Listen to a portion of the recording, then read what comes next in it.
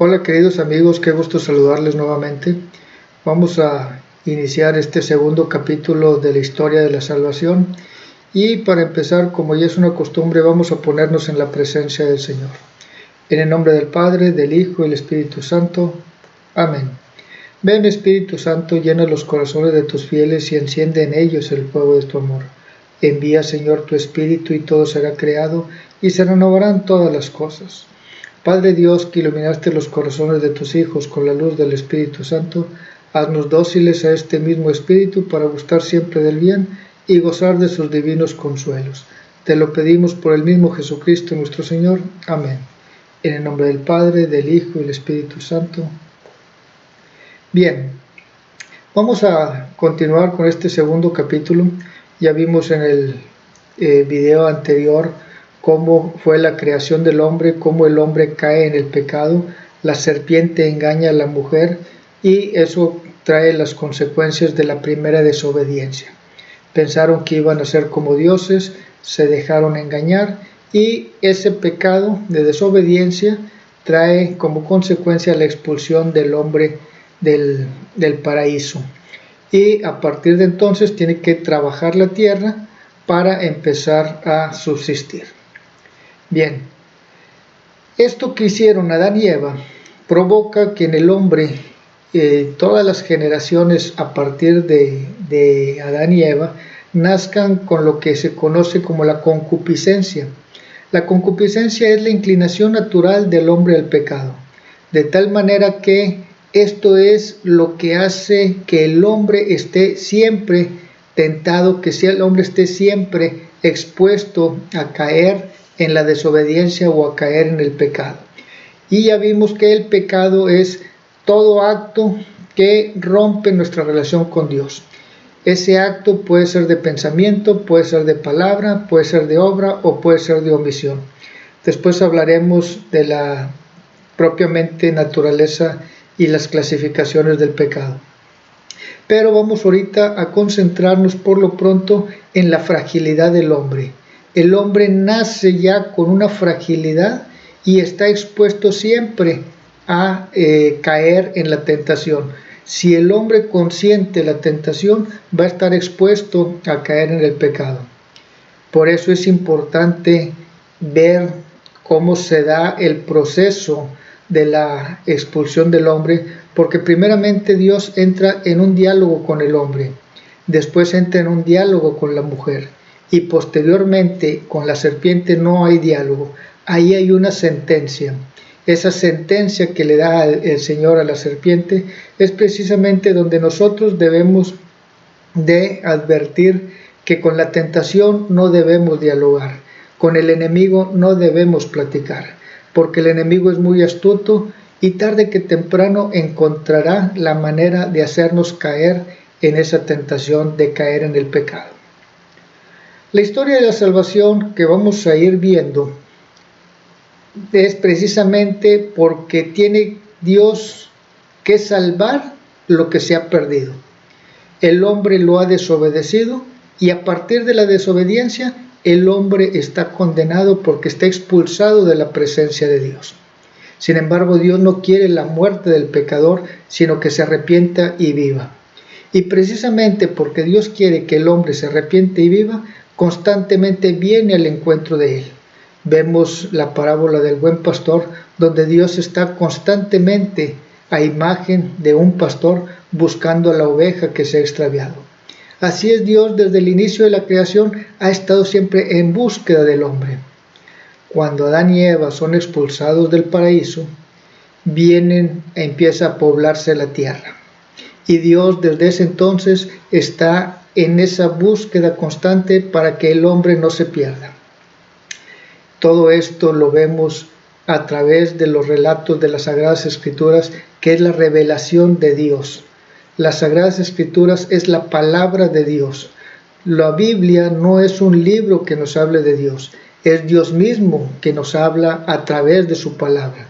Y es por eso que nosotros tendremos que entender que la Biblia no es un libro de historia. Encontramos en la Biblia la historia de la salvación, pero el objetivo no es relatar cómo es una cronología a través desde un punto de vista referencia histórica. Es la revelación para que nosotros creamos y nosotros seamos salvos. Y vamos viendo cómo la revelación se va dando en un proceso gradual. No olvidemos que la creación del hombre forma un hombre de una comunidad primitiva, una comunidad que empezaba a defenderse de la naturaleza, que empezaba a trabajar, pero no tenía todos los satisfactores que hoy en día tiene el hombre. Es una pequeña comunidad que va empezando a poblar el mundo, pero de una manera totalmente rudimentaria, totalmente primitiva. Es por eso que Dios, de una manera constante, está al encuentro del hombre. Bien, lo que nosotros vamos a estar viendo en la historia de la salvación está revelado por el Señor, está contenido en las Sagradas Escrituras. Y el día de hoy vamos a ver dos alianzas. Las primeras dos alianzas que realiza Dios con la humanidad, que realiza Dios con el hombre, sin olvidar lo que acabamos de mencionar, que es una comunidad primitiva, por lo tanto, dependía mucho del acompañamiento de Dios. Adán y Eva tienen sus primeros hijos. Su primer hijo es Caín, después tienen un hijo que es Abel. Caín se dedica a trabajar la agricultura, Abel se dedica a trabajar en la ganadería. Los dos tienen relación constante con Dios y los dos desean ofrecerle a Dios una ofrenda, un sacrificio, fruto de su trabajo, producto del esfuerzo con lo que ellos han ganado el sustento. Resulta que lo que Caín ofrece no es agradable a Dios porque no era lo mejor, no eran las primicias de sus cosechas. Y lo que ofrece Abel sí le ofrece lo mejor, le ofrece las mejores crías en sacrificio. Caín y Abel hacen un ofrecimiento a Dios, pero uno lo hace de lo mejor y el otro no lo hace de lo mejor. El sacrificio de Abel es agradable a Dios, el sacrificio de Caín no es agradable a Dios. Y esto lo lleva a Caín a tener una envidia, a tener un celo, el cual viene a concluir en la muerte de Abel. Caín asesina a su hermano. Caín mata. El primer crimen de la humanidad lo realiza con su propio hermano, su hermano menor. Como lo mencionamos hace un momento, Dios está constantemente en la búsqueda del hombre, y así como se acercó el hombre a dialogar con Adán y con Eva, se acerca Dios a dialogar con Caín y le pregunta: ¿dónde está tu hermano? Y Caín le dice: ¿acaso yo soy y quién lo debo estar cuidando? Y el Señor, que ya sabía lo que Caín había cometido, le dice: la sangre de tu hermano está clamando justicia al cielo. Y le dice Dios: ¿por qué lo hiciste? Eso que has hecho merece un castigo. Y el castigo que le da Dios, le dice que será expulsado de esa tierra y todo lo que trabaje no le dará fruto porque ha sido maldecido. Su trabajo será maldecido y la vida no lo dejará vivir en paz. No lo dejará vivir en paz porque la conciencia que todo ser humano tiene le va a estar reclamando ese acto que cometió. Y aquí vamos a ver ciertas características del pecado para que nosotros lo vayamos desmenuzando también e irlo conociendo en nuestra vida. El pecado al principio parece ser algo deleitoso o algo que nosotros estamos determinando porque creemos que es la justicia, y después nos va a traer unos remordimientos de conciencia. La conciencia es el santuario inviolable donde solamente entran Dios y el hombre, nadie más. Nadie sabe qué hay ahorita en mi conciencia. Tampoco yo puedo saber lo que hay en la conciencia de las demás personas. En ese santuario inviolable solamente entran Dios y la propia persona. Y ahí, si uno está en paz, siente ese gozo y esa alegría con Dios. Si uno ha cometido pecado, la conciencia le está recriminando, y si yo trato de olvidarme de ese pecado, estaré realizando la misma acción que realizó Adán, de esconderse cuando Dios sale a su encuentro, porque no tenemos la claridad para ver a Dios de frente, porque no estamos limpios, no lo podemos ver a Dios de frente. Entonces nuestra conciencia nos va a estar recriminando. Por eso Caín no iba a poder vivir en paz, porque su conciencia lo iba a estar recriminando, y porque Dios le dijo: ese pecado que has cometido, reclama justicia al cielo, clama esa justicia por ese crimen de una persona que muere de manera inocente. Todo pecado causa un daño, todo pecado rompe nuestra relación con Dios.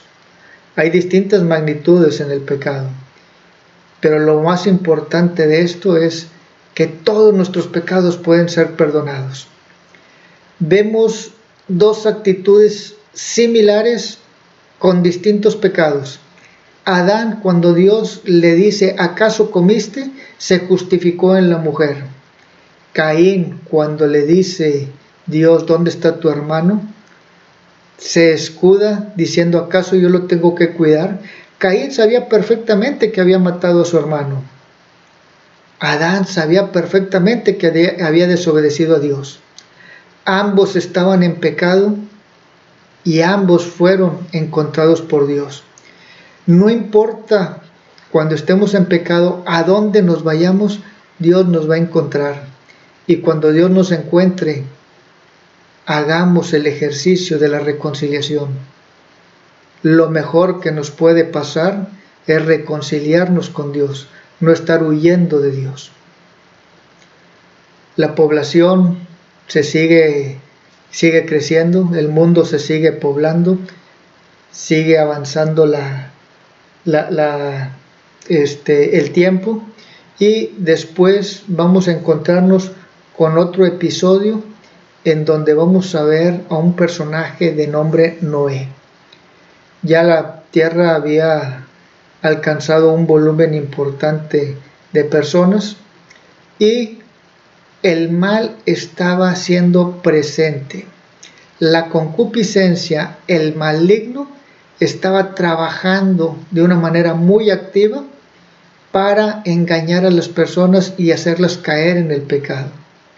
La población se estaba comportando de una manera indebida y Dios no estaba siendo agradado con la conducta del hombre. Entonces viene la primera purificación y la primera alianza. Adán era un personaje que a los ojos de Dios era un hombre justo.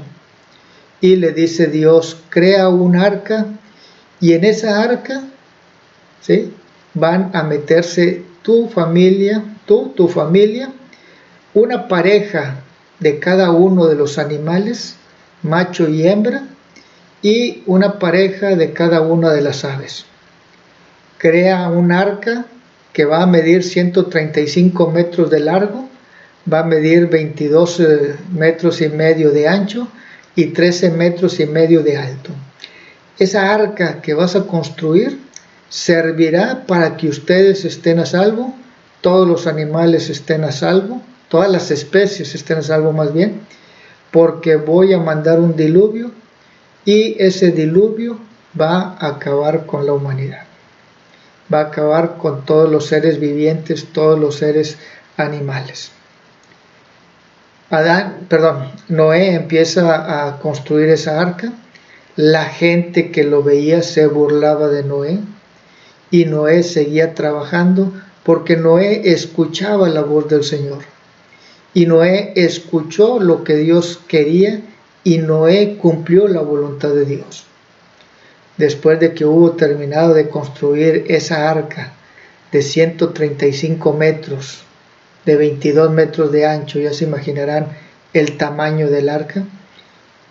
Le da el Señor a Noé 7 días para que vaya metiendo a una pareja de cada uno de los animales, un macho y una hembra, y una pareja de cada una de las aves. Podrá parecer una cuestión fantasiosa que esté metiendo a todos los animales.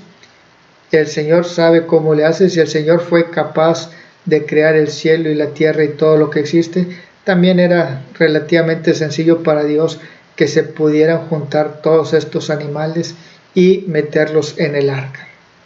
Y así sucede. Noé tenía 3 hijos, Sem, Cam y Jafet. Esos 3 hijos, con sus nueras respectivamente, entran en el arca, entra Noé con su esposa y se cierra el arca. Todos los animales, metió comida suficiente, provisiones de alimentos suficientes y empieza a llover. Y la gente no le daba importancia inicialmente, pero poco a poco la lluvia fue inundando la tierra. Llegó el momento en que la barca empezó a flotar y durante 40 días y 40 noches estuvo el diluvio. Después de 40 días deja de llover y aquí vemos una parte importante. Vemos por primera vez en las Sagradas Escrituras el número 40. El número 40 nos lo vamos a ir encontrando en distintos momentos en el estudio de esta historia de la salvación, porque el 40 es un número que tiene un significado teológico. De acuerdo con algunos expertos, un corazón nuevo tarda 40 días en formarse. Dicen expertos de la medicina forense que cuando una persona muere, el corazón tarda 40 días en ser totalmente destruido. En 40 días se destruye para formar un nuevo corazón. Por eso son los 40 días de Cuaresma, por eso vemos ahorita los 40 días que estuvo lloviendo. Vamos a ver los 40 años que el pueblo de Israel sale para llegar a la tierra prometida cuando sale de Egipto. Lo vamos a estar encontrando en distintos momentos el número 40. 40 días lloviendo y después de esos 40 días por fin deja de llover y la tierra tarda 150 días en secarse. Después de 150 días la tierra nuevamente vuelve a estar seca. Noé puede abrir la barca, salen los animales, sale Noé con su familia. ¿Y qué es lo primero que hace Noé? Lo primero que hace es un altar para ofrecerle un sacrificio al Señor. Noé agradece a Dios la oportunidad que le da de seguir viviendo. Noé sabe que tiene que corresponder, ser agradecido a lo que Dios ha hecho por él y por su familia. Y a partir de Noé y su familia, nuevamente la tierra se vuelve a poblar. Ese encuentro de Noé con Dios, ese pasaje del diluvio y cuando nuevamente vuelve a estar seca la tierra, Dios le hace unas promesas a Noé y hace una alianza con él. Esa es la primera alianza de Dios con el hombre, y donde Dios le dice que nunca más volverá la tierra a inundarse o a ser destruida por un diluvio. La humanidad no volverá a ser destruida por un diluvio. Y para sellar esa alianza, dice Dios que pondrá el arco iris en el cielo. Y cada vez que llueva y salga el sol, Dios se acordará de esa alianza que ha hecho con el hombre. La primera alianza de Dios con el hombre es sellada con el arco iris. Cada vez que nosotros veamos el arco iris, acordémonos que esa es una alianza de Dios que tiene con nosotros.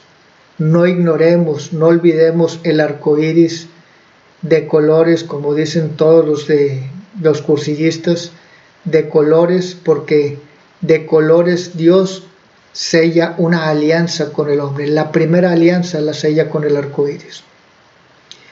La humanidad empieza a crecer nuevamente y nos encontramos con otro pasaje en donde el hombre nuevamente vuelve otra vez a sentirse superior, a sentir una soberbia, vuelve a caminar de alguna manera en forma aislada de Dios, y dice el hombre: vamos a hacer una ciudad y vamos a construir una torre tan grande que podamos alcanzar a Dios. Una manera muy absurda, porque nosotros, ¿cuándo vamos a poder alcanzar a Dios? Nunca, por nuestras capacidades nunca. Entonces Dios lo que hace es confundirles las lenguas.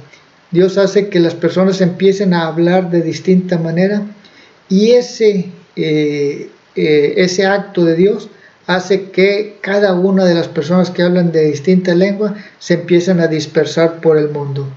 Y esto nos lo dice el Génesis en el capítulo 11, cómo se intentó construir la Torre de Babel, y precisamente en la ciudad que se llama Babel, y de ahí empezó la dispersión de todas las personas alrededor del mundo según la lengua que estaban hablando. Continúa poblándose la humanidad, y vamos a ver la segunda alianza que hace Dios con el hombre. Esta alianza la hace con Abraham.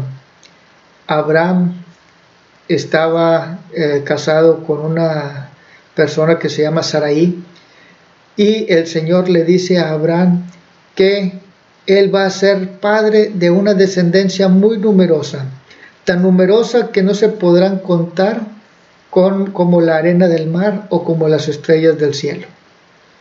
Y en esa descendencia Dios realizará una alianza con el hombre. Abraham no sabía cómo esto iba a suceder, porque Abraham ya era mayor, su esposa Sarai era mayor.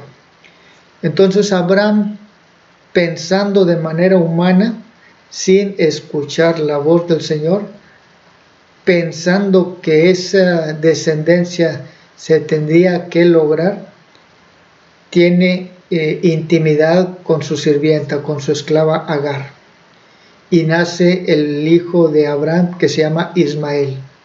Sin embargo, Dios le hace ver que no es Ismael de donde sería toda la descendencia de la que hablaba, que sería un hijo con Sarai. Y posteriormente Abraham tiene un hijo con Sarai, que es precisamente Isaac. Isaac es el hijo del cual se refería el Señor, de que tendría una nación numerosa, una descendencia tan grande como las estrellas del cielo o como la arena del mar. Esa alianza le dice el Señor a Abraham que la va a sellar, pero en esa alianza sí espera una respuesta del hombre. Le dice el Señor a Abraham que todo hijo varón deberá ser circuncidado a los 8 días de nacido. En esta alianza Dios espera una respuesta del hombre. En esta alianza Dios va a poner una parte, pero el hombre tiene que responder.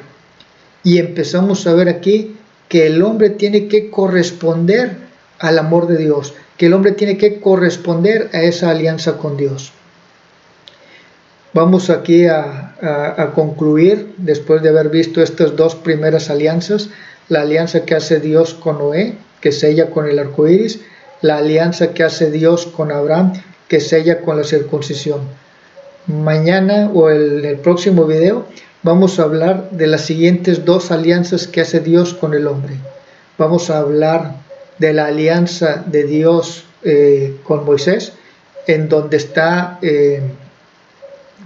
sellada con las tablas de la ley, y lo que es la alianza nueva y eterna, que es sellada con la sangre del Cordero sin mancha, la sangre del Hijo de Dios.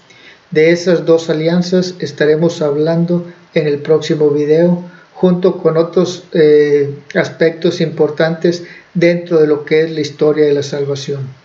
Por lo pronto vamos a pedirle a Dios nuestro Señor que nos siga acompañando, que nos siga bendiciendo, y vamos a pedirle a nuestra Santísima Madre que siga intercediendo por nosotros y nos cubra con su manto maternal.